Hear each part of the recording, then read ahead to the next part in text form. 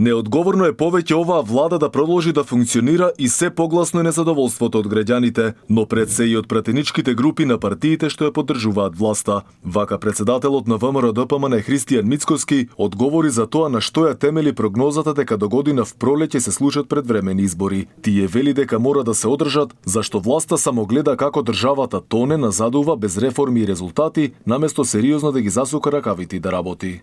Се погласно е незадоволството во рамките на пратеничките групи на партиите кои што ја поддржуваат оваа влада. Тука пред се мислам на ДУИ и на СДСМ, бидејќи гледаат како државата тоне, назадува, нема реформи, нема резултати, неспособни криминални политичари ја водат таа влада. Мицкоски е оптимист дека пратеничките групи на СДСМ и на ДУИ ќе најдат 61 пратени кои што ќе го распуштат парламентот, пошто се надева дека ќе дојде влада која ќе биде избрана од народот, а не избрана во тесен круг на луѓе кои работат за партиските интереси. Охрабрен од овие сигнали, мислам дека имаме голема шанса оваа година тие два датума, 14 или 21 мај, да бидат изборни датуми и да видиме на крајот од денот ако навистина верува во тоа што го зборува владата на ДУИ и СДСМ, дека добро работат, дека се навистина успешни, ќе можеме да го провериме тоа на избори. Така, ако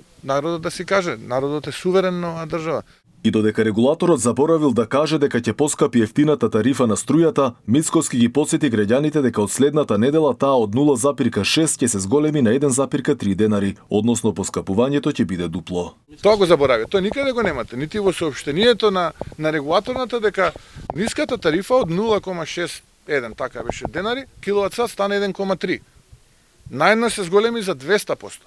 Што се однесува до недомаќинското работење на државните електрани, Мицкоски рече дека во 2021 и 2022 година од државниот буџет кон државната ЕСМ легнале повеќе од 265 милиони евра, а само годинава заклучно со ноември биле префрлени 180 милиони евра народни пари. Лидерот на ВМРО-ДПМН посочи дека од тие пари најмалку 30 милиони евра се крадат. И затоа ги повика институциите за борба против корупцијата и криминалот сериозно да ги прочешлаат овие документи и да видат како се краде Македонија.